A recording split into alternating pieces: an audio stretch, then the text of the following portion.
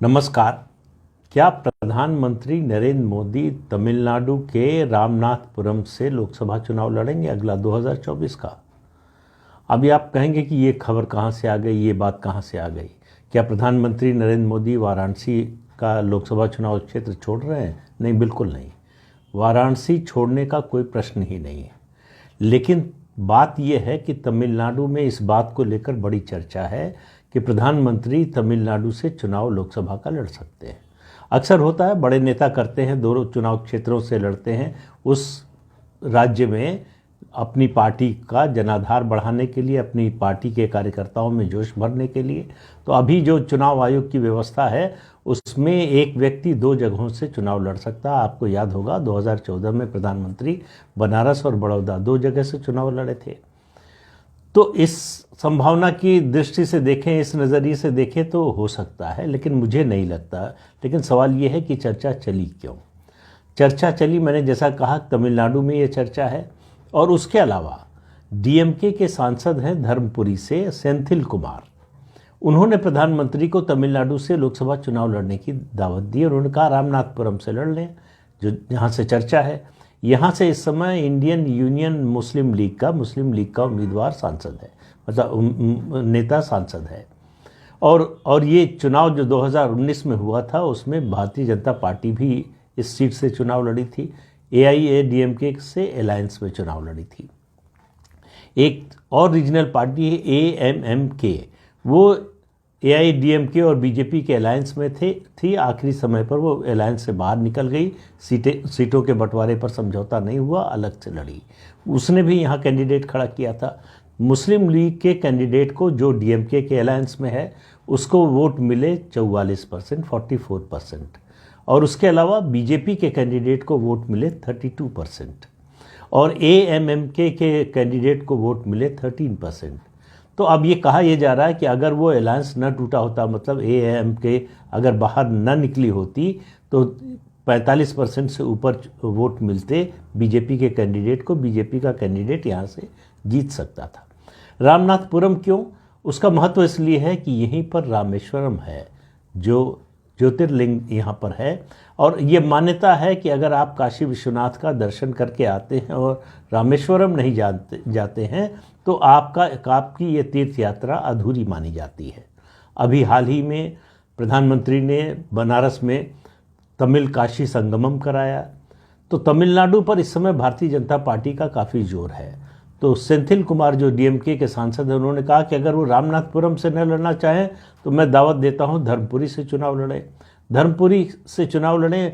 ये उनके बोलने के पीछे एक कारण ये भी है कि धर्मपुरी में पिछले दिनों के अन्नामलाई, जो बीजेपी के प्रदेश अध्यक्ष हैं, उनकी बहुत बड़ी सभा हुई थी। और उस सभा में उन्होंने कहा था कि यहाँ का जो सांसद है वो बेकार है, वो किसी काम का नहीं है।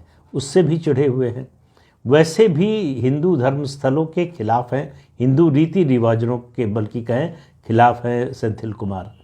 तो और उनका मानना है कि जो द्रविड़ आइडियोलॉजी है उसके हिसाब से जो है किसी सरकारी कार्यक्रम में हिंदू रीति रिवाजों या किसी एक धर्म के रीति रिवाज का पालन नहीं होना चाहिए। पिछले दिनों एक सरकारी कार्यक्रम में भूमि पूजन का कार्यक्रम था, पूजा सामग्री को उन्होंने लात मारकर फेंक दिया था। तो ये सब कारण है। लेकिन प्रधानमंत्री चुनाव लड़ेंगे कि नहीं, मुझे हालांकि संभावना लगती नहीं, लेकिन मान लीजिए, और चुनाव लड़ेंगे या नहीं लड़ेंगे इस सवाल को भी छोड़ दें, ये चर्चा हो रही है। मेरी नज़र में राजनीतिक रूप से, चुनावी दृष्टि से ये ज़्यादा महत्वपूर्ण है। क्यों? क्योंकि तमिलनाडु में बीजेपी का अकेले कुछ नहीं है। बीजेपी अपने दम पर शायद एक सीट जीत सके तो जीत सके। अब प्रधानमंत्री वाराणसी छोड़कर तो तमिलनाडु नहीं आएंगे। जहां पूरी ताकत लगा दे तो शायद 3-4 सीट बीजेपी जीत जाए, और वहां 80 सीट का प्रदेश छोड़कर तो नहीं आने वाले। तो ये राजनीतिक रूप से तो बिल्कुल असंभव बात है।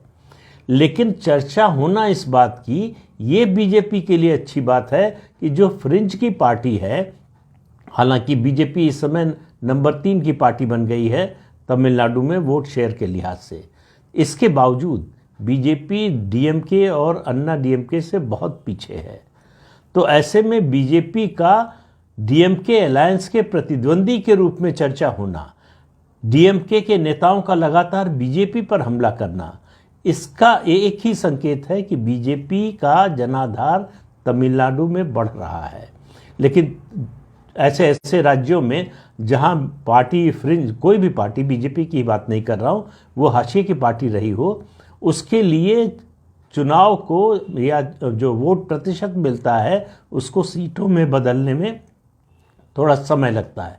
एक थ्रेशोल्ड होता है जिसके बाद वोट परसेंटेज सीटों में बदलना शुरू होता है और वो होता है 21-22% के आसपास। इतना वोट किसी पार्टी को मिले तो सीटें मिलने लगती हैं। लेकिन अगर फ्रेगमेंटेड पॉलिटी हो, अगर कई पार्टियां चुनाव लड़ रही हो, तो ये थ्रेशोल्ड थोड़ा सा कम हो जाता है। लेकिन उससे कम में सीट की कोई बात नहीं होती। लेकिन अगर अलायंस जो AIADMK के साथ है बीजेपी का, वो बना रहता है, तो आप मानकर चलिए कि बीजेपी अच्छा करने वाली है। जिस तरह से DMK लगातार हमला कर रहा है बीजेपी पर, AIADMK पर जितना हमला किया होगा उसका 10 गुने से ज़्यादा बीजेपी पर हमला हो रहा है। यानी बीजेपी तमिलनाडु में एक बढ़ती हुई राजनीतिक शक्ति है।